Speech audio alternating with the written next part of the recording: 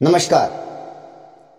गूढ़ रहस्य ज्योतिष केंद्र में आपका हार्दिक स्वागत है। मैं ज्योतिष कुमार विपिन शर्मा आपके अपने YouTube चैनल एवं Facebook पेज पर आपका हार्दिक स्वागत करता हूं।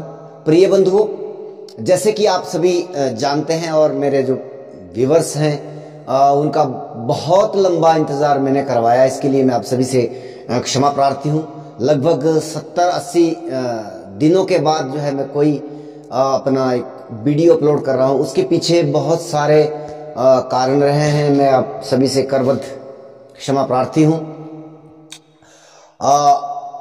सबसे पहली चीज कि मुझे जो है आप जैसे कि जानते हैं कि कक्षाएं मेरी चल रही है, अभी भी चल रही है और आगे भी चलती रहेगी, लेकिन कुछ थोड़ा सा व्यस्तता ज़्यादा रही, इस वजह से मैं आपके सामने प्रस्तुत नहीं हो पाया हूं। और दूसरा एक ये भी चीज़ रही कि कहीं ना कहीं मेरा मनोबल मॉरल जो है पूरी तरह से वो डाउन स्थिति में भी रहा। उसके पीछे का रीज़न है कि कहीं ना कहीं मुझे ये लगता था कि जो मैंने अभी अपने इस चैनल पर प्रस्तुत किया है वो बहुत कुछ मेहनत के बाद मैंने वो प्रस्तुत किया, परंतु उसका उस लेवल का रिस्पांस मुझे देखने को ना प्राप्त हुआ। तो कहीं ना कहीं मेरा कॉन्फिडेंस लेवल, मेरा मोरल जो है बहुत निम्न स्तर पर आ चुका था।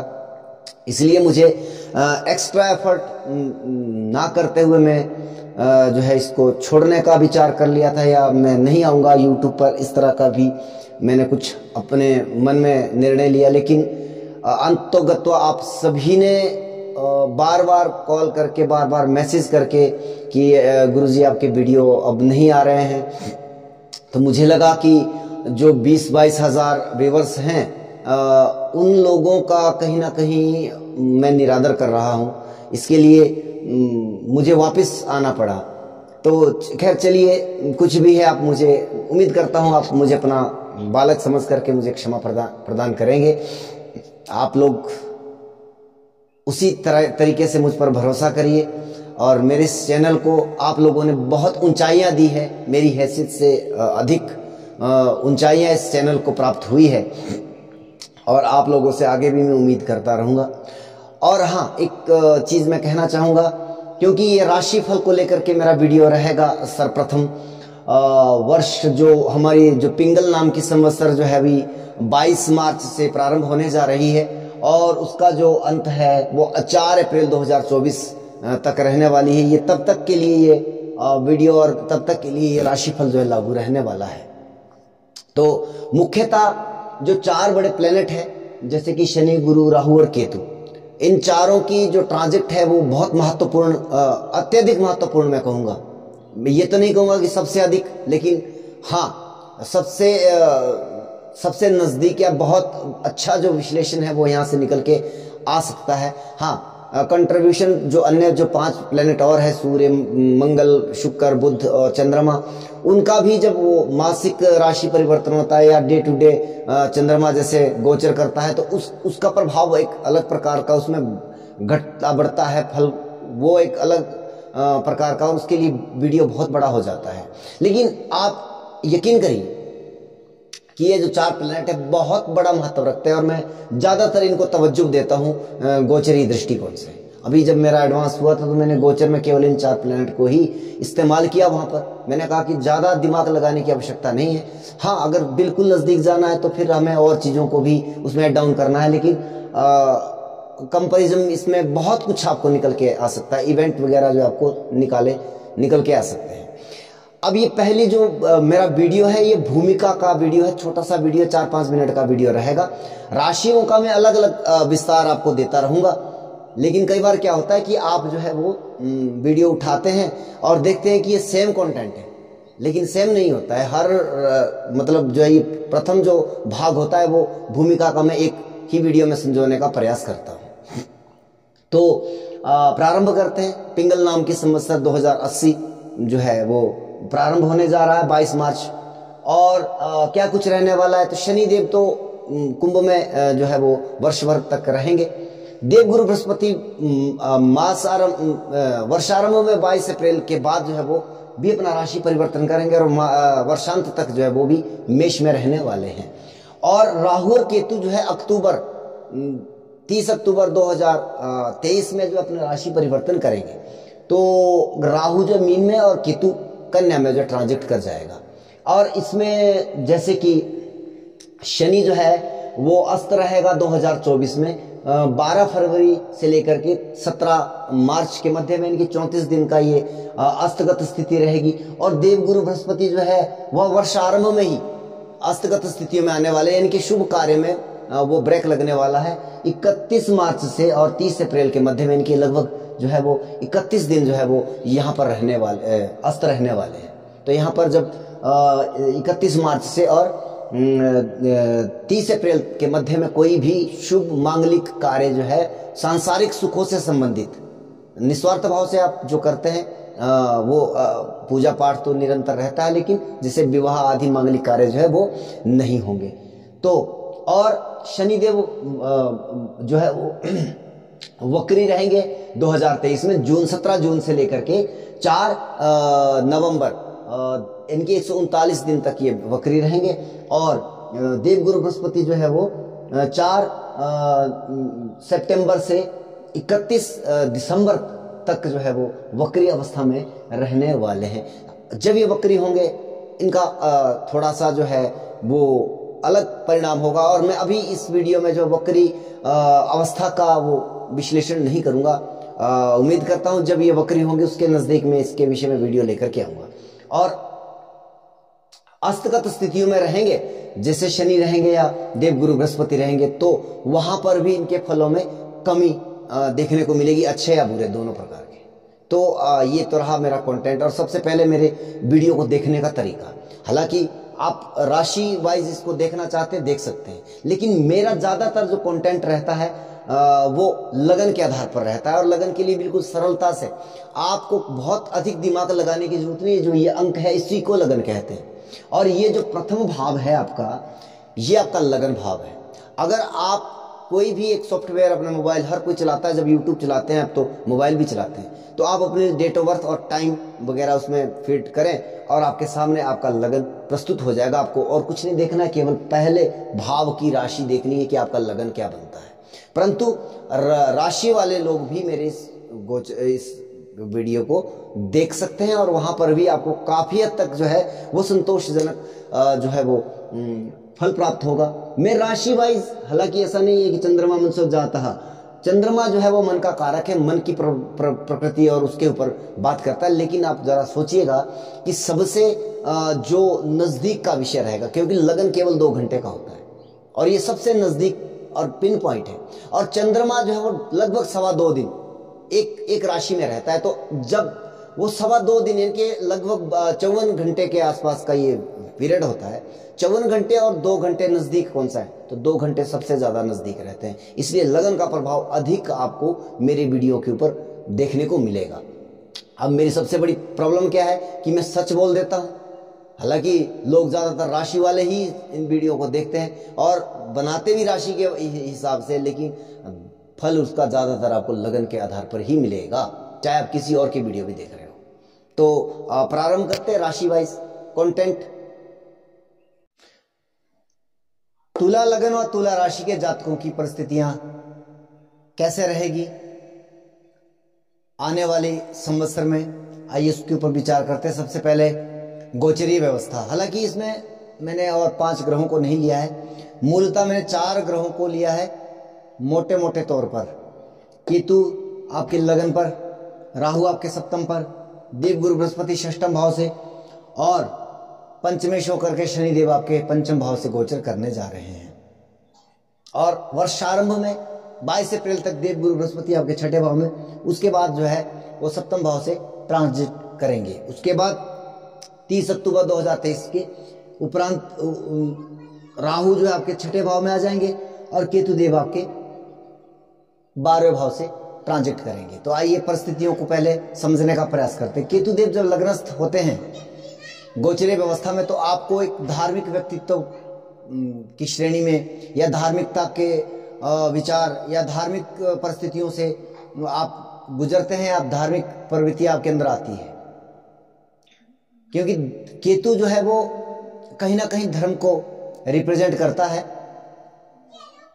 मुक्ति का कारक है, मोक्ष का कारक है। तो माया से मुक्ति की हम यहाँ पे बात कर सकते हैं कहीं ना कहीं। और राहुदेव आपके सप्तम भाव में है, तो कहीं ना कहीं आपके लाइफ पार्टनर की जो मानसिक परिस्थितियां हैं, या ये कहूँगा कि डिमांड की जो परिस्थितियां वो थोड़ी सी ज़्यादा है, कहीं ना कहीं आप उस डिमांड को पर्याप्त मात्रा में पूर्ति नहीं कर पा रहे हैं, क्योंकि राहुदेव जो है वो माया है, बढ़ाने का कार्य करता है। और कहीं ना कहीं शनि की तीसरी दृष्टि यहाँ पर पड़ रही है, तो कुछ वैवाहिक जीवन में नकारात्मक परिस्थितियां भी यहाँ पे निर्मित हो रही है।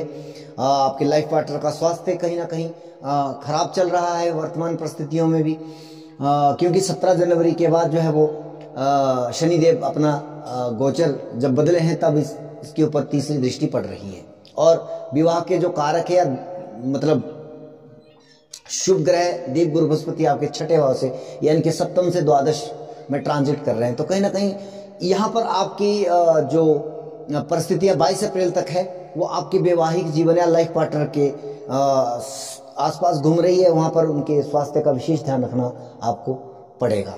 अब दूसरी जो यहाँ पर नकारात्मक व्यवस्था बन रही है आपकी 11th हाउस में बन रही है, तो आय के संसाधनों में कहीं ना कहीं रुकावट परिस्थितियां वहां पर, क्योंकि व्यवसाय का हमारा सप्तम भाव है, तो व्यवसाय में जब राहु और यहाँ पर शनिदेव की तीसरी दृष्टि है तो कहीं ना कहीं व्यवसाय में व्यवधान पड़ रहा है, आय की व्यवस्था थोड़ी चरमरा रही है, परिस्थितियां थोड़ी सी विकट हुई पड़ी है। लेकिन देव गुरु बृहस्पति की अपनी जो है 9वीं दृष्टि यहाँ पर पड़ रही है, और शनिदेव की जो है वो 10वीं दृष्टि यहाँ पर दूसरे भाव में पड़ रही है। तो कुटुंब परिवार में कोई ना कोई शुभ मांगलिक कार्य या वाणी का प्रभाव आपका इस समय में बहुत शानदार रहने वाला है। खान पान की वस्तुओं में अगर आप खाने पीने के शौकीन हैं तो वो आपकी वो पूर्ति भी यहाँ पे होगी। मैं ये कहूँगा कि हालांकि व्यवसाय में व्यवधान या आपके आय में संसाधनों में कमी अवश्य हो रही है, लेकिन जरूरत के लिए धन भी आपको पर्याप्त मात्रा में उपलब्ध होता रह रहा है, आवश्यकता। तो अब 22 अप्रैल के बाद जो है देव गुरु बृहस्पति जब आपके सप्तम भाव में गोचर करेंगे तो कहीं ना कहीं राहु देव को कंट्रोल करने का वो काम प्रारंभ करेंगे। धीरे धीरे जैसे जैसे गुरु का गोचर आगे बढ़ता जाएगा, जितना मजबूत गुरु होता जाएगा और राहु जितना कमजोर हो यहाँ पे होता जाएगा। आपके लाइफ पार्टनर का अगर स्वास्थ्य को लेकर के कोई समस्या चल रही थी तो अब वो कुछ हद तक ठीक हो जाएगी, और उनके साथ जो आपका आर्गुमेंट आदि की अगर समस्या चल रही थी तो वो भी अब धीरे धीरे जो है वो अच्छी परिस्थितियां निर्मित होगी। 11th हाउस में भी कहीं ना कहीं देव गुरु बृहस्पति की दृष्टि अब यहाँ पे अमृतमय दृष्टि पड़ रही है, तो यहाँ पर भी अब आय के संसाधनों में या व्यावसायिक गतिविधियों में भी कुछ ना कुछ जो है वो परिस्थितियां परिवर्तन होने की स्थितियां निर्मित हो रही है। लेकिन ये परिस्थितियां ज्यादा बेहतर 30 अक्टूबर 2023 के बाद होगी, क्योंकि राहु देव आपके छठे में और केतु देव आपके द्वादश भाव में जब ट्रांजिट करेंगे तब ये परिस्थितियां ज्यादा बेहतर जान पड़ती है। यहाँ पर शनिदेव की स्वतंत्र और देव गुरु बृहस्पति की स्वतंत्र दृष्टि आपके लाभ भाव पर पड़ रही है, और सप्तम भाव से देव गुरु बृहस्पति का जो है वो शुभ गोचर प्रारंभ हो रहा है। तो यहाँ पर अब आपके वैवाहिक जीवन में भी परिस्थितियां बहुत शानदार रहने वाली है, व्यवसायिक गतिविधियों में भी कुछ उन्नति की व्यवस्था बन रही है। हाँ, दशांतर दशा कुंडली के योगों के ऊपर इसका ज्यादा गहरा असर पड़ेगा। ऐसा नहीं है कि तुला लगन या तुला राशि के जातकों के लिए सबके लिए एक बेहतर बहुत बेहतर परिस्थितियां, उसमें दशा अंतरदशा का भी बहुत बड़ा सबसे बड़ा महत्व वहां से शुरू होता है। तो अब वो आपको एड डाउन करना है कि दशा कौन सी चल रही, किस प्रकार की। अगर दशा शानदार चल रही है परिस्थितियां निश्चित तौर पर लाभकारी रहने वाली है। हाँ, अब देखिए इस वर्ष हो क्या रहा है कि एक भाग ठीक हो रहा है तो दूसरा भाग गड़बड़ हो रहा है, ये पूरे वर्ष भर ये स्थितियां रहने वाली है। अब जो भाग अभी तक ठीक दिखाई दे रहा था वहां पर शनिदेव की 10वीं दृष्टि और राहु देव की 9वीं दृष्टि जो है वो पड़ रही है सेकेंड हाउस में आपके। तो सेकेंड हाउस क्या है? आपका धन, वैभव या कुटुंब, परिवार, वाणी, खान पान आदि की व्यवस्था, इन व्यवस्थाओं में कहीं ना कहीं अब अवरोध पैदा होने वाला है। कुटुंब परिवार में कोई नेगेटिव या नकारात्मक इवेंट की भी यहाँ पर मैं बात कर सकता हूँ। और कहीं ना कहीं आपकी वाणी का व्यवहार वो भी कहीं ना कहीं आपके लिए सुखद नहीं रहने वाला है। आप उस पर ध्यान दें, अपनी वाणी को जब भी आप बोले तो सोच समझ के बोले। और मैं फिर कहूँगा कि यहाँ राहु और शनि की जो है रेमेडी आपको करनी चाहिए, उनका दान करना चाहिए, उनके मंत्रों का जाप करना चाहिए। वृश्चिक लगन व वृश्चिक राशि के जातकों के लिए क्या ये पिंगल नाम की संवत्सर लेकर के आई, जो नववर्ष हमारा भी 22 मार्च से प्रारंभ होने जा रहा है। गोचरीय व्यवस्था, द्वादश भाव से केतु देव, छठे भाव से राहु देव, पंचम भाव से पंचमेश होकर के देव गुरु, चतुर्थेश होकर के शनिदेव आपके चतुर्थ भाव से ट्रांजिट करने वाले हैं। वर्ष आरंभ के फर्स्ट महीने में, पहले महीने में ये परिस्थितियां हैं। उसके बाद जो 22 अप्रैल 2023 को जो है गुरुदेव आपके छठे भाव में आ जाएंगे और 30 अक्टूबर 2023 को जो है राहु देव आपके पंचम में और केतु देव आपके 11th हाउस में जो है वो ट्रांजिट करेंगे। तो सबसे पहले 22 अप्रैल तक क्या परिस्थितियां निर्मित हो रही है? निश्चित तौर पर पंचम भाव से इस समय में जो विद्यार्थी लोग हैं या शिक्षार्थी या शिक्षक क्षेत्र से जुड़े लोग हैं, उनके लिए एक बहुत शानदार समय वर्तमान में चल रहा है। जैसे कि अभी वर्तमान में अभी अप्रैल तक जो है बहुत सारी परीक्षाएं जो है वो हमारी कंप्लीट हो गई। अगर शिक्षार्थी हैं वहां पर आपको निश्चित तौर पर सफलताएं प्राप्त होती हुई दिखाई दे रही है। दशम भाव कहीं ना कहीं प्रॉब्लम में दिखाई दे रहा है। इसकी वजह ये कि शनिदेव की 7वीं दृष्टि और राहु देव की पंचम दृष्टि यहाँ पर जो है वो पड़ रही है।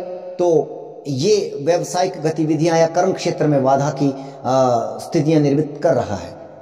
और वहीं पर आपके लग्न पर देव गुरु बृहस्पति की 9वीं और शनिदेव की 10वीं दृष्टि जो है वो पड़ रही है। यह एक शानदार वक्त है आपके लिए, आपके व्यक्तित्व के निर्माण के लिए, आपकी पर्सनालिटी के डेवलपमेंट के लिए। तो ये समय बहुत शानदार रहेगा। निश्चित तौर पर कोई ना कोई आप किसी न किसी पुरस्कार से सम्मानित हो सकते हैं, आपकी प्रतिष्ठा में वृद्धि हो सकती है। आप जो है कहीं ना कहीं जो है वो एक शानदार स्थितियों से इस समय में दो चार होंगे। अध्यात्म की परिस्थितियां भी बहुत शानदार रहने वाली है। मुक्ति का कारक मुक्ति भाव से गोचर कर रहा है। मुक्ति का मतलब ये नहीं है कि आप दुनिया से चले जाएं। मुक्ति का मतलब क्या होता है कि माया से मुक्त हो जाएं।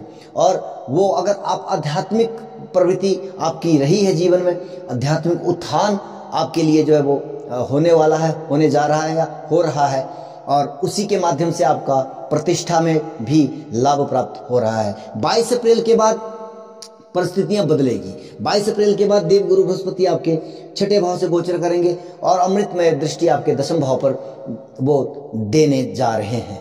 और यहाँ पर अब जो है 3-3 ग्रहों की दृष्टि की स्थिति बन रही है। और वहां पर कर्म क्षेत्र में कहीं ना कहीं कुछ थोड़ा सा जो रुकावट पड़ गई थी या कहीं ना कहीं रुक गया था कार्य आपका, अब उसमें थोड़ी गति आनी शुरू हो गई है। और गति आनी शुरू होगी जैसे जैसे गुरु बढ़ता जाएगा अपनी गोचरीय व्यवस्था में, तो ज्यादा बेहतर ये परिस्थितियां आपके लिए होने वाली है। वाणी भाव पर भी देव गुरु बृहस्पति की दृष्टि है। तो कहीं ना कहीं ये परिस्थितियां एक अपने आप में कर्म क्षेत्र के लिए शानदार रहने वाली है। परंतु जो है 30 अक्टूबर के बाद राहु देव आपके पंचम भाव में, केतु देव आपके 11th हाउस में, यह एक थोड़ा सा नकारात्मक ट्रांजिट रहने वाला है। 30 अक्टूबर के बाद आपकी लगन पर जो है शनि की 10वीं और आपकी राहु की जो है वो 9वीं दृष्टि जो है यहाँ पर पड़ने जा रही है। यहाँ पर आपको स्वास्थ्य को लेकर के अपनी प्रतिष्ठा पर आंच ना आए, इसके लिए आपको प्रयास करना पड़ेगा। यहाँ पर ये नकारात्मक इवेंट या नकारात्मक स्थितियां उत्पन्न हो रही है। तो जो आपने अभी तक अपनी रिस्पेक्ट प्राप्त की थी, प्रतिष्ठा प्राप्त की थी, उसके लिए आपको कहीं ना कहीं प्रयास करना होगा, उसको होल्ड करना होगा, उसके ऊपर बचाव करना होगा। और देखिए अन्य रेमेडिया है, जैसे मैं राहु के बारे में कह दूं या शनि के बारे में कह दूं, आप इनके दान करिए, इनके मंत्रों का जाप करिए। परंतु उससे ज्यादा बेहतर है एडवांस में आपको पता किसी चीज का चलता है तो आप वहां पर काम अवश्य करिए। आप अपने स्वास्थ्य का ध्यान रखिए, क्योंकि कर्म क्षेत्र आपका बेहतर रहने वाला है, इसमें कोई संदेह नहीं है। क्योंकि देवगुरु बृहस्पति की और देवगुरु शनि की और देवगुरु बृहस्पति की युक्त दृष्टि आपके दशम भाव पर पड़ रही है। कर्म क्षेत्र में वृद्धि होने वाली है, कर्म क्षेत्र आपका बढ़ने वाला है। और कई बार ऐसा हो जाता है कि कार्य अधिक करने की वजह से आपके स्वास्थ्य को लेकर के भी दिक्कत हो सकती है। और अगर आप मान लीजिए आपकी दशांतर दशा बेहतर परिस्थितियों में है तो निश्चित तौर पर वहां पे भी एक वो स्थितियां निर्मित होती है कि आपका कर्म क्षेत्र में आपका नाम बड़ा हो गया, आपके पास धन ज्यादा आ गया, वैभव ज्यादा आ गया, तो आपको आपके पीछे लोग जो है वो कहीं ना कहीं वो आपकी प्रतिष्ठा के ऊपर आंच या उसके ऊपर आक्षेप आदि की परिस्थितियां निर्मित कर सकते हैं। तो आपको वहां पर जो है बहुत विशेष ध्यान रखना है। धनु लगन व धनु राशि के जातकों का क्या हाल रहने वाला है, किस तरह की परिस्थिति रहने वाली है 22 मार्च के बाद। तो आपके गोचर में तीसरे हाउस से शनिदेव, चौथे हाउस से देव गुरु बृहस्पति, पांचवें हाउस से राहु देव और 11th हाउस से आपके केतु देव ट्रांजिट करने वाले हैं। तो 22 अप्रैल तक देव गुरु बृहस्पति आपके चौथे में रहेंगे, उसके बाद पंचम में आ जाएंगे। और 30 अक्टूबर के बाद राहु देव चतुर्थ में आ जाएंगे और केतु देव जो है आपके दशम भाव में आ जाएंगे। तो राहु और गुरु जो है वो थोड़े से समय के बाद जो है एक दूसरे के हाउस को बदलने जा रहे हैं। और मैंने कहा कि इस बार एक स्थिति सुधार में आ रही है, दूसरी स्थितियों में गड़बड़ हो रहा है। तो इस तरह का गोचर कमोबेश वो वर्ष भर रहने वाला है। पहले 22 अप्रैल तक की बात करते हैं। सबसे पहले आपके शनिदेव की दृष्टि, 7वीं दृष्टि आपके नवम भाव पर आ रही है। देव गुरु बृहस्पति की आपकी नवम दृष्टि जो है वो आपके क्षमा कीजिएगा राहु देव की जो है वो नवम दृष्टि आपके नवम भाव पर, इनके पिता के भाव पर पड़ रही है। तो कहीं ना कहीं पिता के स्वास्थ्य को लेकर के वर्ष आरंभ में या अभी वर्तमान में जो चल रहा समय उसमें आपको चिंतित रहना पड़ेगा। धर्म कर्म के काम की व्यवस्था में भी कहीं ना कहीं परिस्थितियां नाजुक हुई पड़ी है। धर्म कर्म के काम में भी अगर पूजा पाठ करते हैं उसमें भी व्यवधान कहीं ना कहीं आपके दिखाई दे रहा है। द्वादश भाव में देव गुरु बृहस्पति की नवम एवं शनिदेव की दशम दृष्टि का प्रभाव दिखाई दे रहा है। तो 12वां भाव आपका बहुत शानदार परिस्थितियां हैं। कहीं ना कहीं विदेशों से आपको लाभ प्राप्त हो सकता है। विदेश से आपको कोई ना कोई एक अच्छी व्यवसाय से संबंधित, अगर आप विदेशों से जुड़े व्यवसाय करते हैं वहां से आपको कोई ना कोई बेहतर ऑफर आ सकती है। एक बेहतर परिस्थिति यहाँ पर हो सकती है। 22 अप्रैल के बाद देव गुरु बृहस्पति जो है वो आपके पंचम हाउस में आ जाएंगे। हाँ, यहाँ पर पहले शिक्षार्थियों के लिए कुछ समय कंफ्यूजन वाला है क्योंकि शनिदेव की तीसरी दृष्टि भी यहाँ पर पड़ रही है, राहु देव यहाँ पर गोचर कर रहे हैं। तो शिक्षक या शिक्षार्थी, उनके विद्यार्थियों के लिए कहीं ना कहीं ये समय बड़ा नाजुक चला हुआ है।